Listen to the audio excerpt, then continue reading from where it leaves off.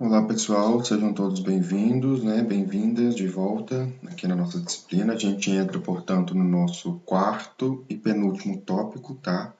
Aqui a gente vai estar falando sobre ajuste de curvas. Então, basicamente, o que a gente vai ver aqui nesse tópico vão ser os modelos de regressão linear simples, de regressão linear múltipla e também regressão polinomial, ok? É um dos assuntos que eu acho que a gente vê mais aplicações aí na prática. Muitos alunos costumam me falar que já trabalharam com esse tipo de coisa lá nas aulas de física experimental, né? Enfim, laboratório de física, mas talvez não se perguntaram ainda o que está por trás dos ajustes daquelas retas, daquelas curvas, né? O que é ponderado para a gente conseguir fazer esse ajuste. Então a gente vai ver todos esses detalhes aqui do ajuste desses modelos de regressão, enfim. É também uma disciplina, um tópico que vocês vão ver com alguns detalhes no sentido inferencial lá em estatística, né? No sentido de teste de hipóteses, incerteza acerca dos parâmetros, né? Resultados amostrais. Mas aqui já vai dar, acho que, um belo pontapé aí para vocês, quando vocês forem verem a parte inferencial lá em estatística, tá bom? Beleza, então vamos começar com o estudo de caso, para motivar vocês, que vai ser o estudo que eu vou estar levando lá para o VCN, para a gente fazer passo a passo. Então, por exemplo, o caso de um saltador de novo. Então, observemos que um objeto em queda livre, né, como um saltador, ele está sujeito à força que a gente chama de força ascendente da resistência do ar. Então, uma primeira aproximação que existe aí na literatura é o seguinte: você assume que essa força ela é proporcional ao quadrado da velocidade, onde esse Fu, portanto, é a força ascendente da resistência do ar, né, dada por essa quantidade aqui. CD é um coeficiente específico aí do problema, e V, ou Ni, né, lá aquela letra grega, é a velocidade em metros por segundo, ok? Então é uma primeira aproximação que a gente pode utilizar para relacionar a força ascendente da resistência do ar com a velocidade. Então essa expressão ela vem aí do campo da mecânica dos fluidos. Embora tais relacionamentos são derivados da teoria, é interessante também a gente pegar experimentos, né, dados empíricos, e ver se a gente chega a alguma aproximação similar ou se a gente chega a alguma aproximação diferente, enfim. E é o que a gente vai fazer aqui, criar a nossa própria aproximação para um conjunto de dados, tá certo? Então, o que está acontecendo? Vai ter um indivíduo que ele é suspenso em um túnel de vento, assim como está aqui nessa figura, tá? É um experimento bem doido, né? E a força ascendente da resistência do ar vai ser medida para diversos níveis de velocidade do vento, que estão representados aqui, ó, por essas setinhas, ok? E aqui imagino eu que é a força ascendente da resistência do ar. Então, os seguintes dados foram coletados. Ó, você tem valores de 10, 20 até 80 de velocidade, tá? E para cada um desses valores foi medida a força ascendente da resistência do ar, aqui em newtons e aqui em cima em metros por segundo, ok? Então, esse relacionamento, gente, desses 8 pares, né, de observações, ele pode ser visualizado em um gráfico de força versus a velocidade do vento, que a gente chama de diagrama de dispersão, tá? Daqui a pouco a gente vai falar mais sobre ele. Então, aqui no eixo X você coloca os seus dados de velocidade, né, indo de 10 até 80. E no eixo Y vem aqui a força medida em newtons. Então, todos esses pares estão plotados aqui nesse gráfico. Agora eu queria que vocês abrissem um parênteses, gente, com a matéria que a gente acabou de ver, interpolação polinomial, né? Se eu, sei lá, assumisse que esses dados fossem coletados com certa precisão, faria, né, dependendo da situação prática ali, um certo sentido você interpolar todos esses pontos. Então, construir um polinômio, sei lá, que passasse por todos esses pontos aqui. Mas não é muito bem o caso aqui que a gente está, gente. A gente está num dado experimental que está sujeito à flutuação, a variações aleatórias, que é o que daqui a pouquinho eu vou precisar melhor o que é isso. Então não faz muito sentido a gente recorrer à interpolação polinomial aqui nesse cenário, por exemplo, para estimar a força para uma velocidade de 55 metros por segundo, por exemplo. Porque não faz sentido. Os dados não estão sujeitos à precisão, estão sujeitos a uma flutuação. Então, a gente percebe que à medida que a velocidade vai aumentando, a força também tende a aumentar. E parece que os meus dados eles estão oscilando em torno de uma relação linear, em torno de uma reta, né? Então é isso que a gente vai fazer. Esse caso do saltador, a gente vai destrinchar ele lá no VCN a partir do modelo de regressão linear simples. Mas a questão que a gente deve se perguntar aqui nesse momento é o seguinte: eu tenho essa nuvem de pontos que eu preciso aproximar essa nuvem de pontos por uma reta. Eu posso fazer isso de diversas maneiras, eu posso ajustar infinitas retas aqui nessa nuvem de pontos. Mas qual que é aquela reta perfeita? O que é essa reta que a gente tanto ajusta nos modelos de regressão linear? Ela tem que satisfazer para ela ser essa reta de fato desse modelo. Então é isso que a gente vai discutir aqui ao longo desse tópico, ok? Então, como eu disse para vocês, agora nesse tópico a gente está trabalhando com dados experimentais que estão sujeitos a variações aleatórias, tá? Então, são coisas que saem ali do nosso controle, como variáveis que a gente não observa, condições experimentais que podem causar, né, esse ruído aí nas nossas observações. Então, o objetivo aqui nesse tópico, gente, é relacionar por meio de um modelo matemático o que a gente chama de uma variável resposta, que vai ser a nossa variável y, com um conjunto de variáveis explicativas ou variáveis independentes que vão formar o nosso conjunto de variáveis x. Então, esse relacionamento matemático que a gente quer encontrar, a gente quer estimar, ele vai visar o quê? Primeiro, o controle. Por quê? Porque é uma maneira de você aproximar a lei ali, né, que relaciona essas duas variáveis. Segundo, determinar algum parâmetro, né, que vai ser dado pela nossa relação linear, que daqui a pouquinho a gente vai ver, ou até mesmo usar essa relação para fazer alguma previsão acerca do comportamento da variável resposta para valores que estão ali dentro ou fora mesmo do seu domínio observado, tá certo? Então, esses vão ser os nossos objetivos aqui hoje. Bom, então a relação, gente, mais simples entre duas variáveis são aquelas que a gente chama de relações lineares, onde a gente consegue estabelecer uma equação de reta que relaciona essas duas variáveis, né? Então a variável independente ou explicativa x, que falei com vocês, ela é relacionada com a variável dependente ou resposta y por meio de um modelo linear, como por exemplo esse daqui. Então agora a gente está interessado inicialmente, para a gente começar a criar ideias, com uma única variável explicativa x, tá? Por enquanto. E é essa variável x que a gente quer ver o relacionamento dela com a nossa variável resposta y, ok? A partir, portanto, de uma relação linear como essa daqui, onde o B0 vai ser o intercepto, né? E o B1 vai ser a inclinação. Então, inicialmente, a gente está interessado nessas relações aqui, tá bom? Nas próximas aulas, a gente vai estender bastante esse modelo. Então, já vamos começar do comecinho. Bom, então eu estou conduzindo aqui, gente, um exemplo simples para vocês verem a ideia daquilo que eu falei, né? Como é que a gente vai construir a melhor aproximação linear, ok? Então, a primeira coisa que a gente precisa é o seguinte, do que a gente chama de diagrama de dispersão, que eu já havia adiantado anteriormente. Então, vamos supor que a gente está com esse conjunto aqui, que veio de algum dado experimental. Não nos interessa saber qual que é a natureza física do y, a natureza física do x. Apenas que o y é a nossa variável resposta, o x é a nossa variável explicativa. Então, aqui estão os nossos 5 pares de valores, ok? Primeira coisa que a gente pode investigar para ver se faz sentido, né, pensar no ajuste de um modelo linear, é fazer o gráfico de dispersão.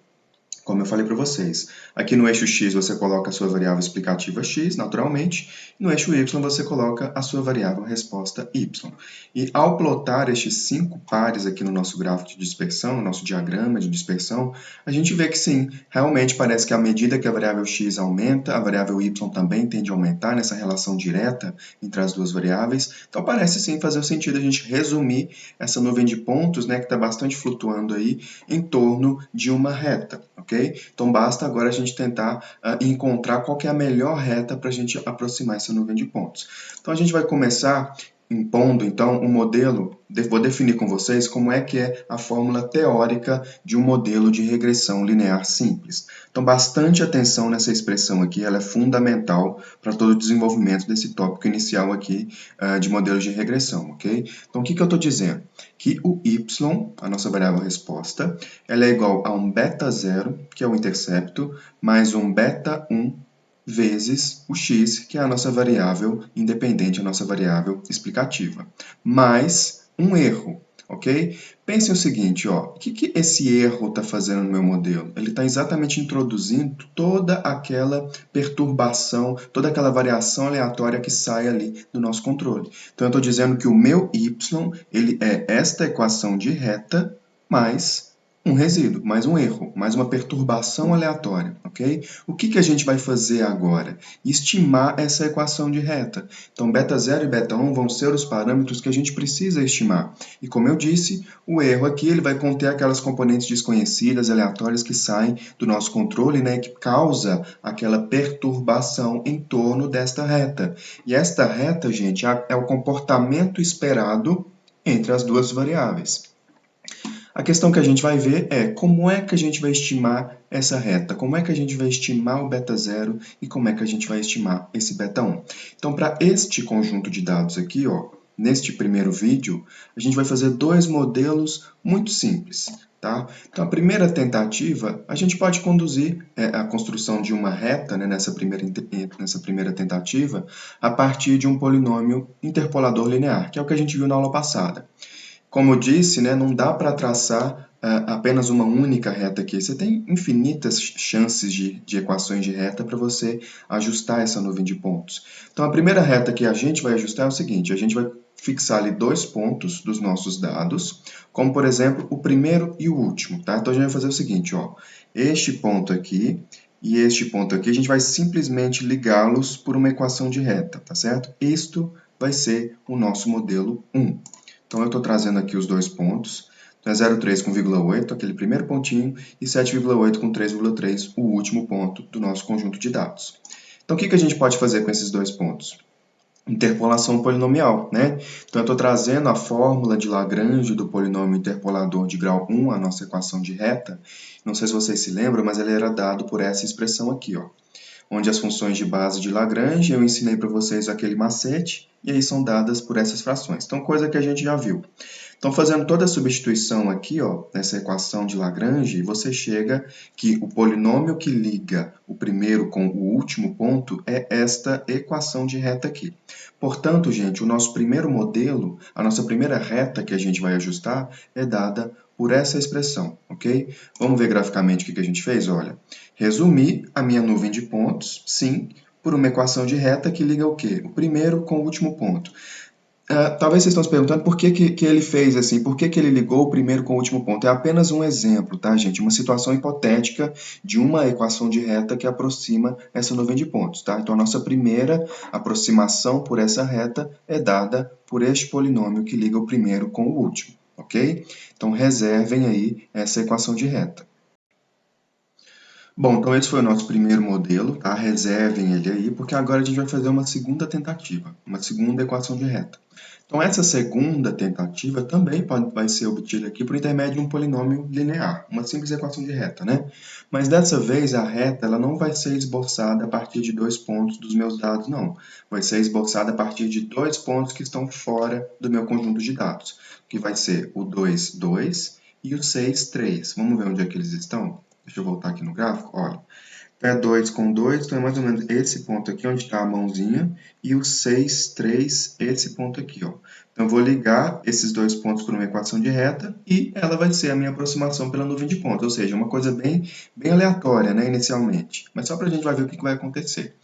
Então, esse vai ser o meu modelo 2, então eu estou trabalhando aqui apenas com esses dois pontos agora, e eu começo a construir o meu polinômio de Lagrange de grau 1, então, de novo, eu trago essa fórmula, acho que vocês devem ter reconhecendo o nosso tópico anterior, faz as continhas aqui, de acordo com os índices, né, os x e os y, e você chega na equação de reta do seu segundo modelo. Então, aqui, portanto, está o seu valor de B0 e aqui está, portanto, o seu valor de B1, tá? Então, eu não falei, gente, mas esses B0s e B1s que a gente encontrou aqui, ó, eles vão ser exatamente para o modelo 1 e para o modelo 2, as estimativas que a gente vai estar dando para quem?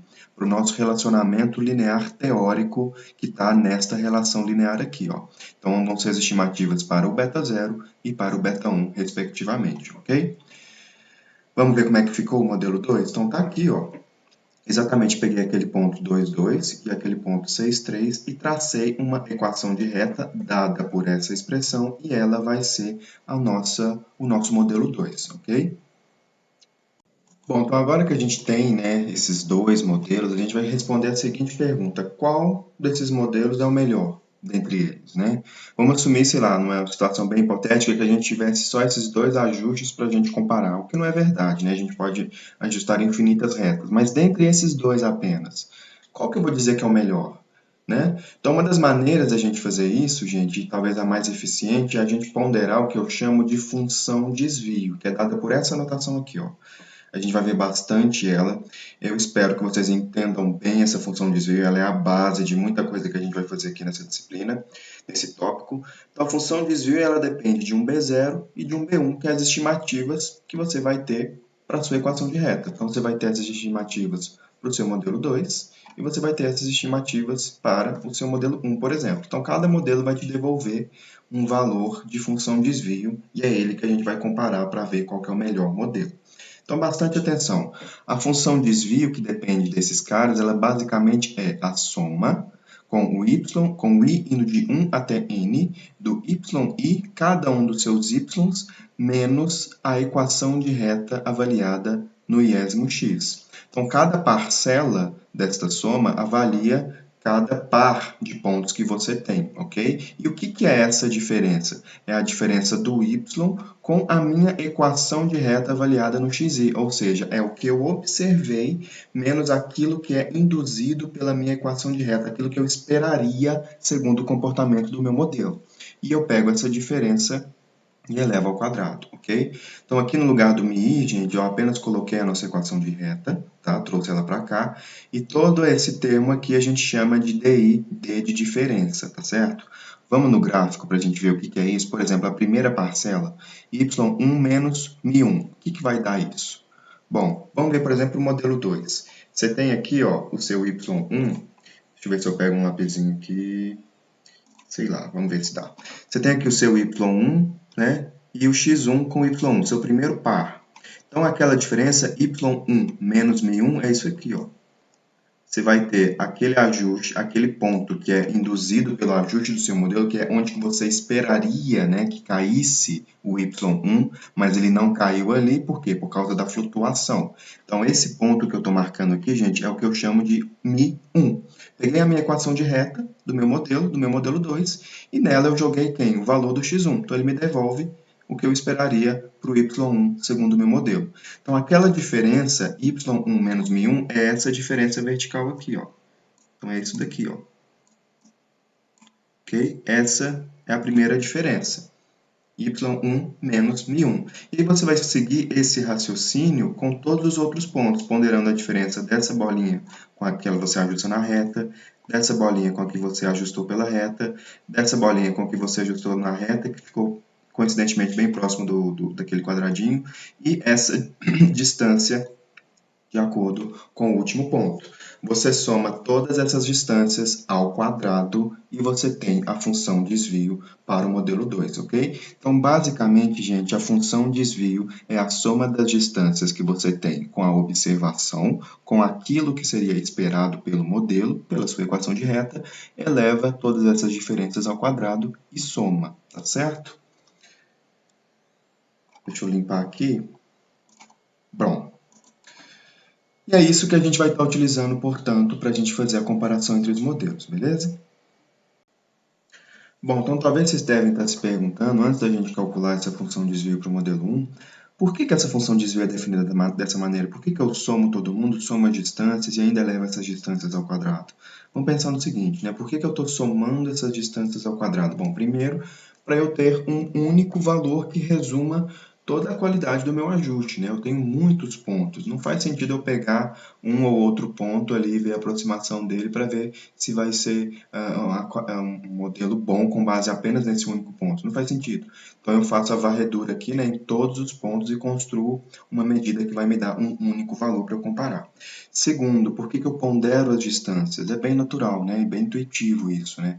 Essa distância está exatamente me trazendo o quanto que está a minha observação, né, de fato ali do meu conjunto de dados com aquilo que eu esperaria segundo o meu modelo. Então, é bastante natural você ponderar essa distância. E por que você eleva ao quadrado, né, gente? Porque, querendo ou não, às vezes você vai ter distâncias positivas e você vai ter distâncias negativas, né? Às vezes a sua observação está acima da reta ou está abaixo da reta. Então, se você apenas somasse essas distâncias, você teria a anulação, né? Uma se anulando com a outra. Então, o fato de você elevar ao quadrado, você consegue quantificar de fato o quão distante você está tá? Para cada uma das observações da sua equação de reta e somando tudo isso, você tem uma medida global, ok? Então, vamos fazer isso para o nosso modelo 1. Então, no modelo 1, eu tive esta equação de reta. Deixa eu voltar aqui. Bom, então foi essa equação de reta que a gente ajustou. Então, a gente vai calcular todas as distâncias das observações com respeito a essa equação de reta, elevar essas distâncias ao quadrado e somar tudo. Em particular, no primeiro e no último ponto, gente, a gente tem distância? Não tem distância, porque eu usei exatamente eles para construir, né, a minha equação de reta. Então, para os demais pontos, a distância fica mais aparente, né? Então, primeiro a gente precisa construir o quê? Os mi's, né? Que são os valores em cima da equação de reta que eu esperaria para cada uma das minhas observações. Depois você consegue calcular a distância e eleva elas ao quadrado e soma. Então, vamos fazer isso? Então, deixa eu voltar aqui, ó. Então, aqui está o modelo 1, você joga, portanto, na função desvio, e eu, gente, utilizo essa tabela aqui para facilitar o meu cálculo. Vocês podem ser mais diretos quando for fazer o exercício daqui a pouquinho, tá? Então, construo os meus índices, que agora vai de 1 até 5, ok? Cuidado aqui, gente. Na matéria passada, a gente ia de 0, né? Mas agora a gente começa de 1, ok? Porque as nossas somas começam de 1. Então, o i vai de 1 até 5. Estou escrevendo aqui os meus x para me ajudar, os meus y, e agora é o mi, ou seja, é o valor da minha equação de reta avaliada nesses x. Então, taquei o 0,3 aqui, me devolveu 1,8, que não é surpreendente, né, que é o próprio y, caiu em cima dele. Agora aqui, por exemplo, para o 2,7, joguei e me devolveu uma estimativa de 2,28, que é o que eu esperaria segundo esse modelo. Então, você faz isso para todos os x e você tem aquelas bolinhas vermelhas, lembra? Que eu mostrei que caem em cima da equação de reta. É o que você esperaria. Agora, você faz a diferença entre o y e essas bolinhas vermelhas. Então, naturalmente, para o primeiro e para o último ponto, essa distância vai ser zero, porque caiu exatamente na equação de reta, né? E as demais distâncias você calcula fazendo essa simples diferença. Então, você tem agora a sua coluna de distâncias, agora o que você faz com ela? Eleva elas ao quadrado. Então, você soma 0 ao quadrado, mais esse cara ao quadrado, esse ao quadrado, esse ao quadrado, esse ao quadrado, e você tem, enfim, a função desvio de 1,3164, que resume toda a qualidade do ajuste do seu modelo 1, dado por essa equação de reta aqui, beleza? Para o modelo 2, gente, é a mesma ideia, tá? Mesmíssima ideia. Você agora trabalha com uma outra equação de reta, constrói agora, né, os seus valores de mi, faz as diferenças para você vai ter a sua coluna de Ds. Quem quiser replicar aí, né? Eu não vou fazer porque o raciocínio é similar a esse, só trocar a equação de reta, né? E você chega na sua função desvio, ok? O que a gente nota aqui? Que a função desvio, né, entre esses dois modelos, o mais adequado é o 2, porque a equação de reta do modelo 2 me gerou uma função desvio que é menor do que a do modelo 1. Então, se eu tivesse que escolher, né, dentre esses dois modelos, qual que seria o melhor deles, eu escolheria o meu modelo 2, ok? Relembrando, o modelo 2 é esse que traçou uma equação de reta, inclusive por pontos que nem estavam no meu conjunto de dados, né? Agora a pergunta, gente, que eu vou levar para o nosso próximo vídeo, que eu não vou fazer nesse, senão vai ficar muito longo, é o seguinte: como é que eu posso construir uma equação de reta que tenha a menor função desvio de todas? Pronto. Essas são as equações de retas construídas pelos modelos de regressão linear simples. Ela garante que naquela nuvem de pontos que você tem, é a reta que vai sempre garantir a sua menor função desvio, ok? Então, na aula que vem, a gente vai ver como é que a gente encontra essa reta, a melhor aproximação possível para a sua nuvem de pontos, ok? Inclusive, que vai ter a função desvio, naturalmente, menor do que essas duas aqui. Mas antes eu estou deixando um exercício. Então, são 5 novos pontos. E é aquela mesma ideia. Primeiro, vamos começar a inspecionar modelos bobos. Então, vocês vão ajustar um modelo de grau, um polinômio de grau 1 e um polinômio de grau 1 também, que passa por determinados pontos aqui. E vocês vão calcular a função desvio, tá? Esses exemplos aqui, eles são bobos, gente, mas eu peço muito que vocês façam essa questão. A resposta está aqui, para ver se vocês, principalmente, entenderam e estão sabendo trabalhar com essa função desvio, que é fundamental para esse tópico, tá certo? Então, as respostas estão aqui. Trabalhem aí, e se não estiver conseguindo chegar na resposta, pode me mandar um e-mail ou esperar a aula de dúvida, tá bom? Na próxima aula, portanto, a gente tenta encontrar essa melhor reta para aproximar nossa nuvem de pontos.